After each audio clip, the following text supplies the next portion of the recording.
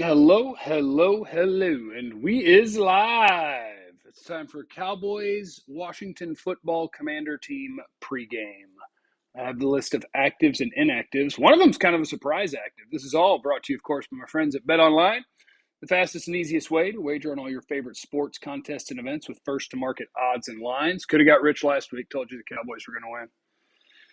Feel pretty good this week too. Let me not cover the camera. How about that? BetOnline's got you covered for every single sport. They're the top online resource for sports information, in-game betting, props, and futures. Get on over there, bet online today, or use your mobile device to join today and make your first sports bet. Use our promo code BELIEVE50, BLEAV50, to get your 50% welcome bonus on your first deposit. Bet online, where the game starts. What is even up? What up, everybody? Welcome. Hey, if you could go ahead and smash that like button. Hypothetically, where would I be able to stream the freak? The station that people seem to think is going to be something freaky, I believe is 97.1, the Eagle in Dallas, Fort Worth. And that streams on the iHeartRadio app. The iHeartRadio app, if you're out of the listening area. Shout out to my members here in the chat today. I guess the like button won't really matter today because nobody's going to go back and watch a pregame after the game started. So don't even worry about smashing the like button. Although maybe it's good for the channel. I don't know. Michael Gallup is active today. Dalton Schultz is active today. And the forgotten man, Connor McGovern, is active today. I don't know if they'll play him. But if Jason Peters can't take a full load of snaps, boy, it'd be nice to have Connor McGovern instead of Matt Farniok out there. Is this a trap game? No, there is no such thing as a divisional trap game when you're playing with a backup quarterback, okay? No way. Kilgore's in the super chat. This isn't football related, and so for that, I'm sorry. Do you have a way that you deal with situational social anxiety? Thanks, Jeff. I tell everybody about it. That's how I handle it. And I'm sure there are better ways. But the best way I have found to deal with any of the things I struggle with is just to tell the whole world about it. If I'm going to go meet up with somebody or whatever, just tell them, hey, I'm probably going to be anxious. And I'm going to tell you about that. But yeah, I deal with that. I can't do public speaking. I do radio. Well, I will do public speaking, I guess, at some point in the next couple of days. But I dropped out of speech class many, many times because I couldn't stand in front of people and talk. So yeah.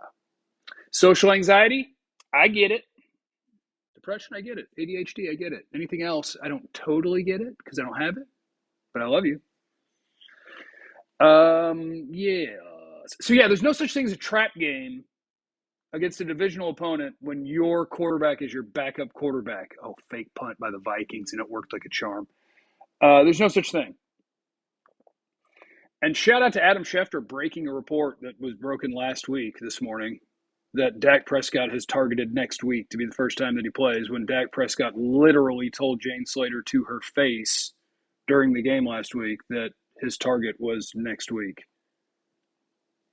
Thank you a lot, Jeff. I'm very outgoing, but have like first-time anxiety meeting people. This helped a lot. Much love. That's me too. That's me too. I prefer group settings to one-on-one settings. I do not like to be around a bunch of strangers unless I am with people I know. And the first time I meet people, yes, I'm anxious. But once I get to know you, I'm good. Life's crazy that way.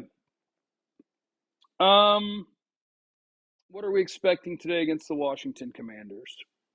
We are expecting that the Cowboys will continue to do what they've been doing, which is basically, well, Michael Gallup coming back is what is a wild card here, because how much is Michael Gallup going to be able to play, and how much is he going to be like the Michael Gallup we've gotten used to?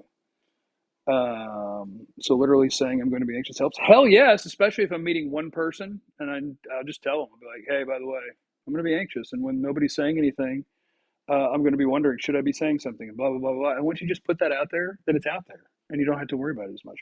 Anyway, Michael Gallup coming back is what makes this interesting, because without him and with their bad group of receivers, their primary, I shouldn't say bad, Noah Brown's played really well, but with their limited number of real NFL receivers that they can run out on the field, they've really been a 12 personnel team, which is not what the Cowboys have been for years now. And it's not what the NFL is. The NFL is an 11 personnel league, meaning one running back, one tight end, which leaves you with three wide receivers. But the Cowboys really don't have the personnel to run that all that often. And so they've been going with multiple tight ends, even when it was two rookies, Jake Ferguson and Peyton Hendershot. And that's what they've been rolling with. And they've been functional at it. But with an extra wide receiver back, do you go back to who you were, or do you keep playing with multiple tight ends, prioritize protecting your quarterback, making his life easier? I believe there will still be plenty of that. And Dalton Schultz will be back out there now. And the question is, will he take on his full load as the starter, or will we still see a lot of the other guys as he works his way back in? And we shall see. The one thing that the Cowboys got to do is they got to continue to not turn the ball over. It has to be a giant priority, because my buddy at Cowboy Stats on the Twitter, who folded up like a cheap tent, he was fighting for weeks about a tweet that was not hateful or malicious, but it got flagged that way, and so he was suspended until he admitted that it was hateful or malicious. And he fought it for months, and then eventually he folded and said, fine, it was malicious or something. Let me back in. And they let him back in. Disappointed in you, Daniel. Should have stayed strong. We picture that Cooper Rush has done a great job, and for a backup quarterback, he's done a great job. But I feel like the Cowboys fan base pictures that he has been playing really good NFL quarterback. And when you look at the Cowboys when they get to third down and it's a passing situation, they have been bad. So he's made a couple of plays, but you are not winning these games on the arms of Cooper Rush, who should take over the quarterback spot from Dak because he's the hot hand and he's awesome.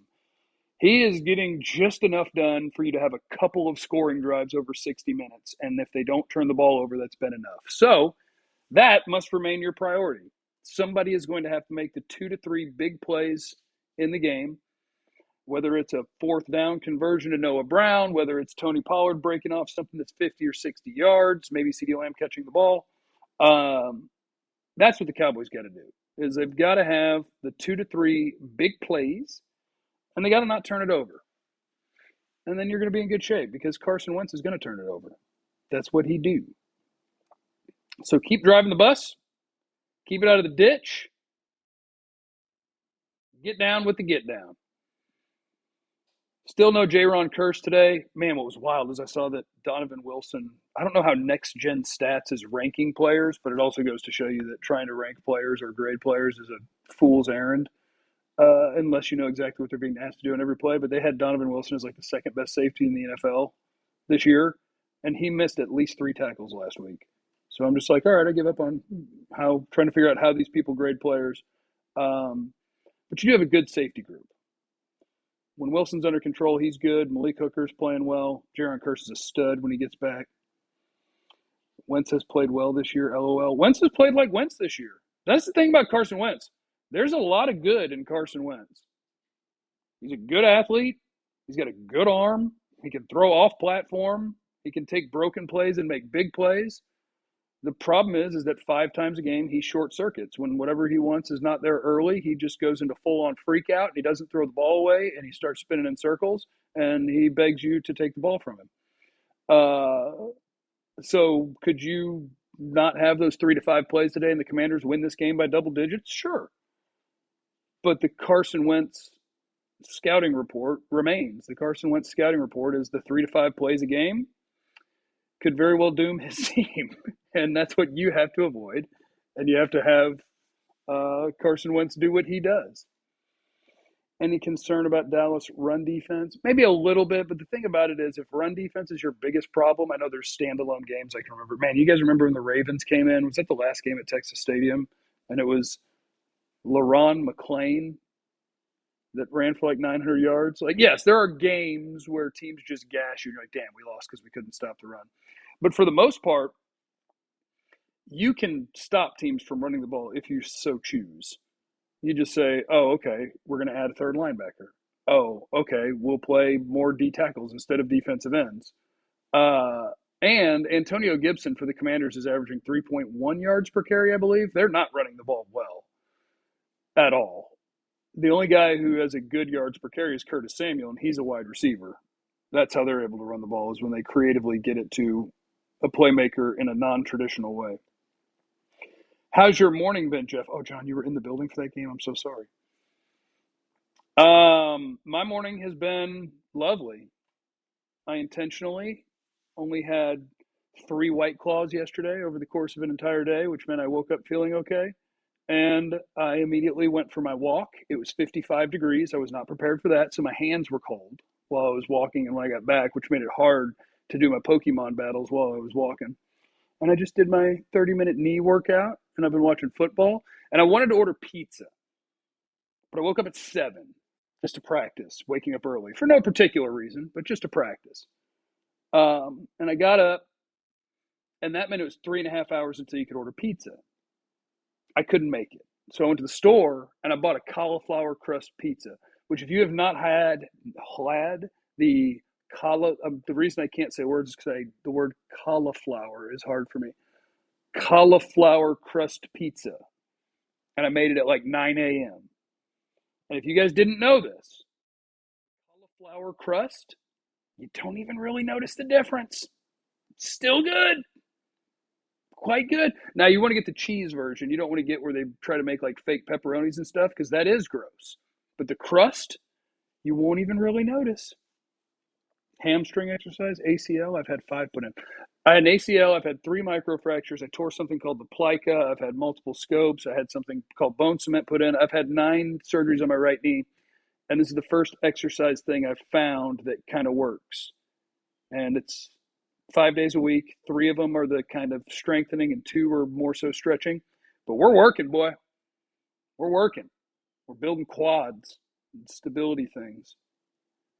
We eat tacos in the AM, bruh. Oh, I love tacos in the morning. I almost ordered taco joint. Oh, yeah, the bone cement, Steven, in the comments. The bone cement is the one that post surgery hurt the most because it was also one of the most recent ones I've had. And it was at the time when doctors stopped prescribing opioids, which I'm not going to abuse the opioids. I want them for pain killing. And so it was like, oh, yeah, just pop your Tylenol 3. And like, I was a grown man crying for about a week. And I was like, I need better painkillers. Want to share for us with bad knees? Oh, it's called the TG or something. There's a guy on Instagram, and I think his name is like Knees Over Toes Guy, and it's a just an exercise routine that is like 10-minute warm up of walking backwards, and then you kind of stand against the wall with your butt on the wall, but your upper body away and your feet away, and you just lift your toes, and then the next one is your some sort of calf raise, and then there's your Patrick step, which is putting the other leg out in front of you straight, but just like a foot or two, and letting your one leg do like kind of mini squats. A lot of stuff. Knees over toes guy, I think is his name on the Instagram.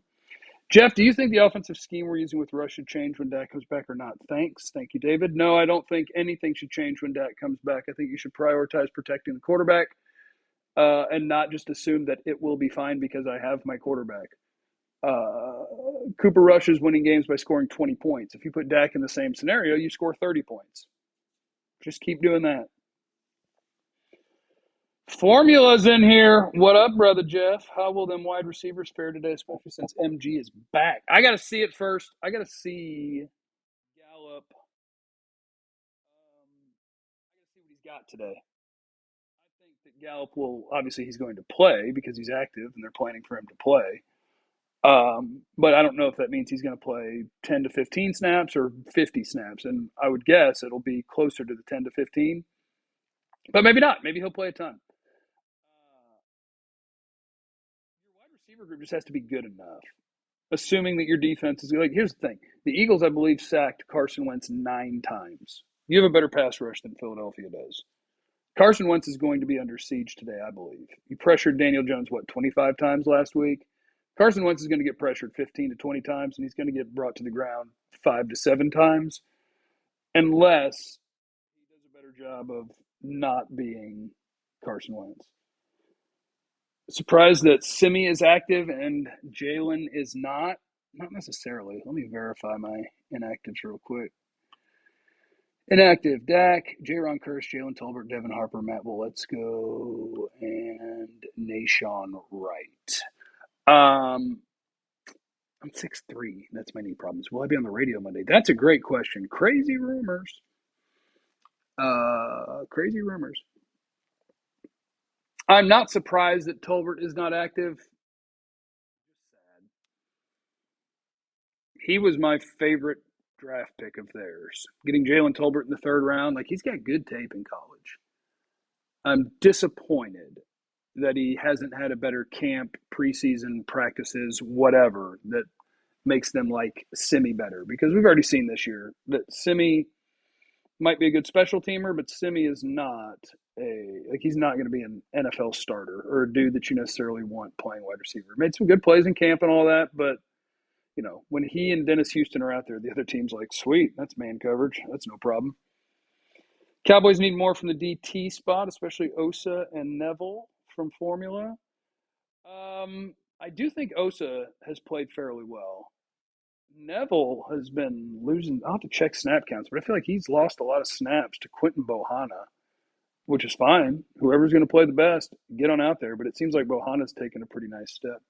Am I the only one who would sit Dalton this week? I love our rookies. They seem dynamic. I mean, if the guy's ready to play, he's ready to play. And if I were Dalton Schultz, knowing I'm on the franchise tag and that I'm planning to put up a bunch of numbers this year so that somebody gives me a giant check next year, I'm trying to get back on the field. Like, hey, you're not going to phase me out and show the league that you think that I'm that replaceable because I'm trying to get my damn money. So let me get back in there. But, I mean, I would play plenty of Jake Ferguson, maybe some Hendershot. Can't wait for your freaking awesome radio show. I don't know what you're talking about. That's crazy rumors. Very crazy. Jeff, in retrospect, would you have drafted a wide receiver in round 2? Who was available? Could have Sky was gone, wasn't he? Was Pickens gone? I think that both of them were gone. Those are 2 of my top 3 receivers in that draft. I don't remember who would have been available. JC, welcome back to radio from El Matic. Those are crazy rumors. Will Pollard get more touches? How can we weaponize Turpin more? And Dax, I have no idea what you're talking about. That's crazy talk. What did Pollard get last week? I was surprised he didn't have any catches, but he had like 2 less carries than Zeke. I think that's about the best we can hope for with this coaching staff. Shout out to Mark Ingram carrying the load today, as I did draft him as a handcuff in my fantasy league for Alvin Kamara, who apparently I shouldn't have even used as a keeper. Jeff is not going back to the fan. I can promise you that. So Pollard more touches? No, I bet he gets 10-ish carries, and I hope he gets 3 or 4 catches. And as far as weaponizing Turpin more, it's just a matter of how much do they like or trust him to play a wide receiver spot. He seems to play, 3 to 7 snaps a game to kind of give some trick play look, not even trick play, but like a jet sweep look, and maybe they'll give it to him at some point. Outside of that, I don't know if he's going to be a big old offensive weapon, but it'd be fun. Hell, put him in as a second running back. Put him next to, I was about to say Dak. Put him next to Rush with Pollard on his other side and just have them both run routes out of the backfield. That'd be fun. Jeff's coming out of retirement. Crazy rumors. Let's stay tuned, though. Is Curse playing? He is not. He's not. Now, Dax, I can confirm that rumor is not accurate. At least one part of it. Or maybe multiples. But I would check out stuff tomorrow. Noah Brown deserves a role even with Gallup back. Sure, he's earned that. If he keeps getting open and he keeps making plays, and how is Gallup when he gets back? I mean, there's plenty of snaps for both of them because those are your 3 top wide receivers, and you just go back to playing with 3 wide receivers as opposed to playing so much with 2 tight ends. You just get out there and you use a standard NFL offensive personnel group. Hopefully 88 gets another deep shot, gets a big chunk play. Yes, now, hopefully, but I hope he's not that open. My boy CD seems to catch the ball better when he's not wide open. iHeartRadio, right? I would have the iHeartRadio app on my phone. That's where I've been doing 415 Cowboy hits with the Ben and Skin show on 97.1 The Eagle all season. Every day at 415, you've heard me doing hits with them. So yeah, that's the iHeartRadio app. It's a good app to have. Do you think they will try to get the ball to Gallup early? I like what Jesse Holly was saying yesterday when he and I did a little show. I'm throwing him a smoke screen like they throw to Brown and CD his first snap. Just so it's like, here you go. Here's your ball. You're going 100% here. You're going to make unexpected movements to try to break a tackle. You're going to get hit. We're going to get you in this bad boy. Jeff, honest question. Are you too nice to wide receivers when you were scouting? The ones you have been in love with have been iffy at best. Example, Gallup, Moore, Tolbert, and even CD. Who's more? DJ? He was my number 2 receiver in that draft behind Calvin Ridley, and they've both been outstanding, sir. Outstanding, sir. John, the good news is most radio shows podcast all their segments, and I 100% will be doing YouTube. Oh, Sky Moore? Boy, you better stay tuned. Sky Moore is a monster. He just happened to go to a team that has 3 veteran receivers that he's going to have to work his way into the lineup. Sky Moore is going to be a monster. If Sky is not a monster, then sure, I'm an idiot. Gallup has a 1,000-yard season. He was a 3rd-round pick. But play his F up. Too nice to any particular position, but yeah, there's been wide receivers I like that haven't been as good.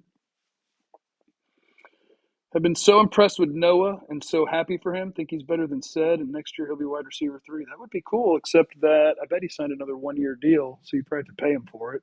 Noah Brown might be another guy who's going to get you a comp pick. But he is certainly off to a really good start, and it is a great story. As a guy who's been a career sort of special teamer and blocker, when they were like, hey, no, you get to play real wide receiver. And he's like, cool, I'm going to lose 15 pounds and move better.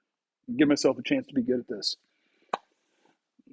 You're right about Jelani Woods. We're all going to hit and miss, man. The future's really hard. I love doing the draft stuff. It's a party. Cowboys today are going to win a football game by a score of 23 to 20, 24 to 20, 20 to 17. Something like that. So I don't know what the over-under is, but just know it's going to be the score. This guy will have many sacks. Give me at least 2, Micah. Give me at least 2. Pressure the quarterback. Don't turn the ball over. Offensive line and tight ends do a decent job of blocking. You're in good shape today. You are in good shape today. Love me some Tyler Smith. Is there any other lineman you would have from the draft this year?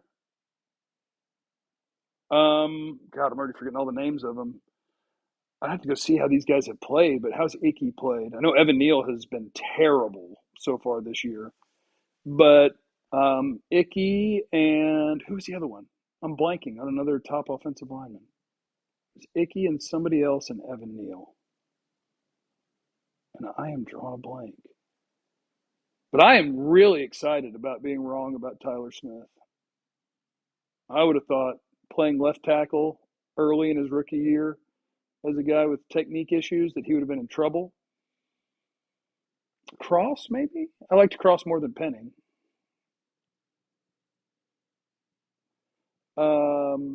Kenyon Green, Zion Johnson. There were a bunch of dudes. But I'm very happy being wrong. Very, very happy being wrong. Love from the Bay Area. Thank you for what you do. I appreciate you, Oscar. You the best. You're all the best. All my best friends. We're all best friends. We're the 276 best friends that anybody could have. All right. I'm doing this from my phone, as you can tell by the camera work, which means that I have it on Do Not Disturb. So I have to see if anybody's invited me to come watch the Cowboy game, which means I have to go. Party if Turpin scores. Yeah, not at my house. We'll have a party for anybody who lives in DFW that just wants to meet me at the bar. Will McClay does pretty damn good. I usually agree with who they pick. Will McClay does a fine job. and we pretend that Jerry and Steven are picking all the players when they're not. Will McClay and his staff does a fine job, which is why you consistently have a competitive team, even though they're not a push a ton of money into the future team. They're not a huge free agency or trade team. They find them and they draft them. How popular would Cooper be with Texas baby names? Not very. Unless he wins this game and then Dak gets hurt again and then he goes and wins the Super Bowl. Then it'll be a very popular name. All right, team, enjoy the game today. Have some snacks. Have a time. I think they're going to run Dak out there next week, Maya, and I hate it. Because what needs to, and well, this is dumb too. If you're a football team, when your quarterback is ready, you put your quarterback in. So it makes sense to put him in next week. But if he's completely ready to play, if he's not completely ready to play, what they should do is let Cooper Rush play one more so that the fan base can see that he's a backup quarterback.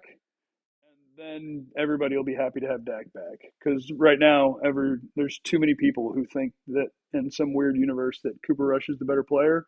And when Dak comes back and they rush him back and they lose to the Rams, it's going to be like, where's Cooper Rush? And I just don't want to live in that world. I don't want to live in that world. So anyway, enjoy the game, team. I appreciate you guys being here with me. And just know that this was brought to you by Bet Online and that you have no idea what anyone is going through. So be cool to everyone. I love you. Goodbye.